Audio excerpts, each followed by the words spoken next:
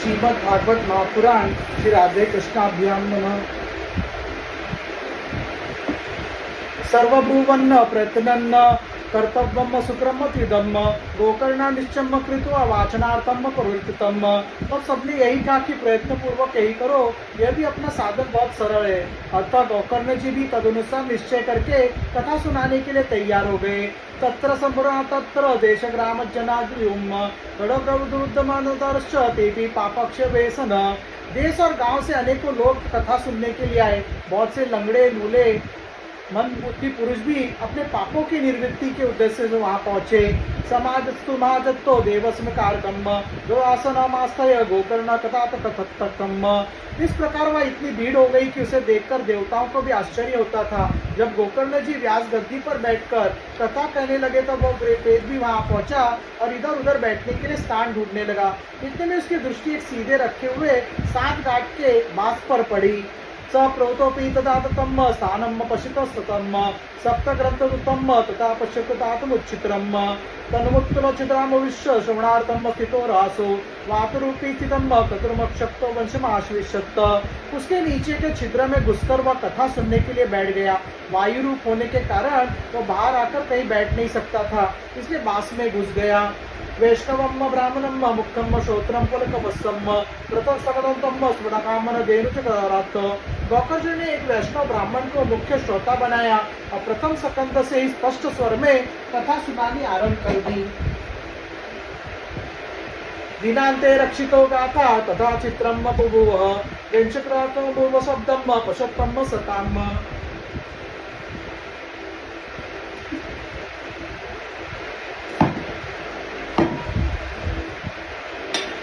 सायकाल में जब कथा को विश्राम दिया गया तब एक बड़ी विचित्र बात हुई। वह सभासदों के देखते देखते उस बांस की एक गांठ तड़तड़ शब्द करती फट गई।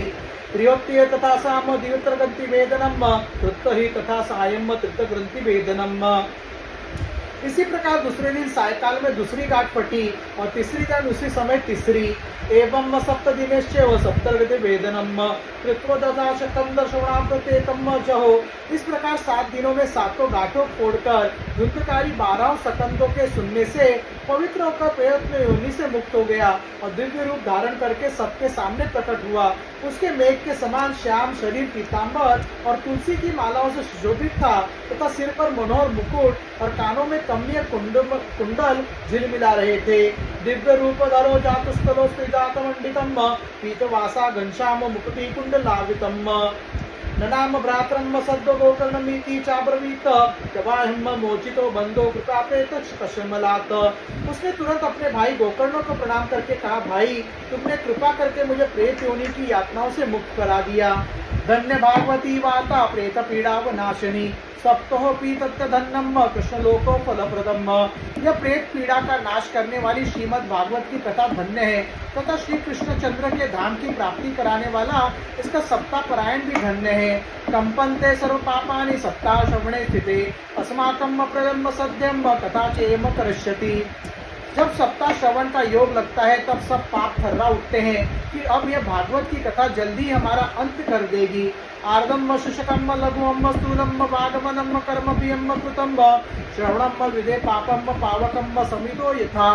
जिस प्रकार आग गीली सूखी छोटी बड़ी सब तरह की लकड़ियों को जला डालती है, उसी प्रकार ये सप्ताह श्रवण मन वचन और कर्मों द्वारा किए हुए नए पुराने छोटे बड़े सभी प्रकार के पापों को भस्म कर देता है। अस्मिन् नवे भारते वर्षे सूर्यभद्रविदे संसदीम अकथा श्रवण्याम पुंसाम निष्फलम जन्म कीर्तितम सन। विद्वानों ने देवताओं की सभा में कहा है कि जो लोग इस भारत वर्ष में श्रीमद् भागवत की कथा नहीं सुनते उनका जन्म वृथा ही है। किम मोतो रक्षितेन सुपुष्टेन बलिसा अध्रुवेन शरीरेन सुख शास्त्र तथाम विना। भला मोह पूर्वक लालन पालन करके यदि इस अनित्य शरीर को हृष्ट पुष्ट और बलवान भी बना लिया तो भी श्रीमद् भागवत की कथा सुने बिना इससे क्या लाभ हुआ। अस्थितस्तब्धम स्नायु बुद्धम मासे शोणितलेपितम चर्मान दुद्धम दुर्गदम पात्रम मूत्र पुरुष्याम। अस्थियां इस शरीर के आधार स्तंभ है, नस नाड़ी रूप रस्सियों का बांधा हुआ है। ऊपर से इस पर मांस और रक्त थोपकर इसे चर्म से मढ़ दिया गया है। इसके प्रत्येक अंग में दुर्गंध आती है क्योंकि ये तो ये मल मूत्र का भंड है।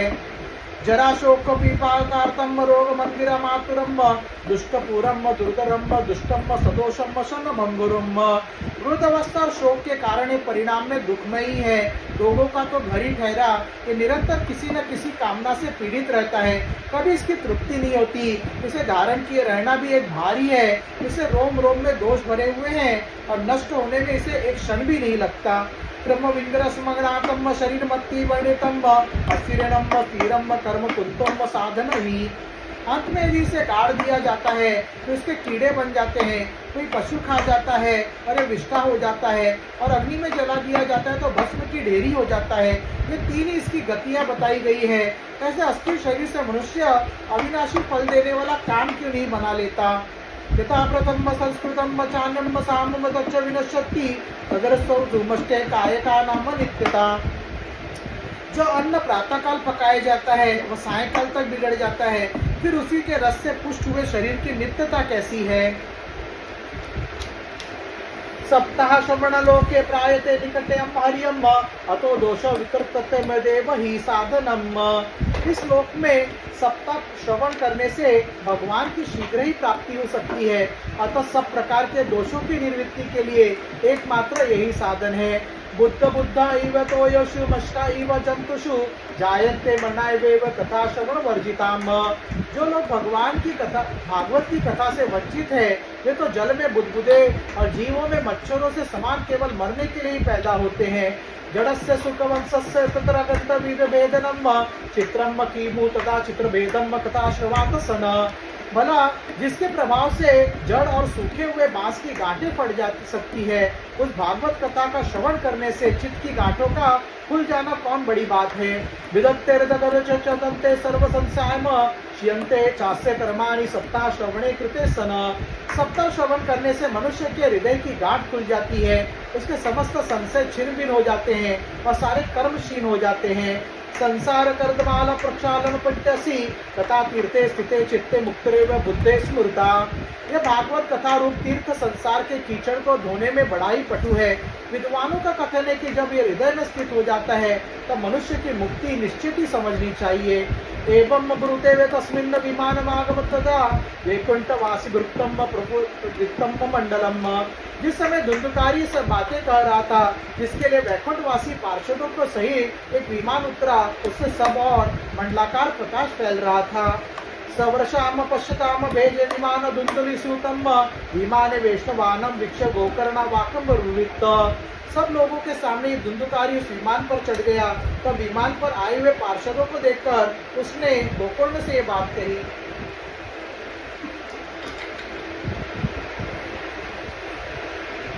गोकर्ण उवाच अत्रैव वयं सलिला श्रोत्रं मम निर्मलाम अनितानि विमानानि तेषां युगपतपुतम। गोकर्ण ने पूछा, भगवान के प्रिय पार्षदों, यह हमारे अनेकों शुद्ध हृदय श्रोतागण हैं, उनके सबके लिए आप लोग एक साथ बहुत से विमान क्यों नहीं लाए। श्रवणम समभागेन सर्वाशमेव दर्शते फलभेदम कुतो जात प्रभुवन्तु हरिप्रियाम। हम देखते हैं कि यहाँ सभी ने समान रूप से कथा सुनी है, फिर फल में इस प्रकार का भेद क्यों हुआ, ये बताइए। हरिदास उच्चम प्रवस्य विवेदेन फलबोधोत्र संस्थितम श्रवणम तु कृतम सर्वणे तदा मननम कृतम फलभेदस्ततो जातो जनादपि मानद। भगवान के सेवकों ने कहा है, मानद, इस फल भेद का कारण इनके श्रवण का भेद ही है। यह ठीक ही है कि श्रवण तो सबने समान रूप से ही किया, किंतु इसके जैसा मनन नहीं किया। इसी से एक साथ भजन करने पर भी उसके फल में भेद रहा। सप्तरातर मुष्वेव प्रेतेन श्रवणाम कृतम मननादि तथा तेने स्थिर चित्ते कृतम वृषम। इस प्रेत ने 7 दिनों तक निराहार रहकर श्रवण किया तथा सुने हुए विषय का स्थिर चित्त से यह खूब मनन निध्यान आसन भी करता रहता था।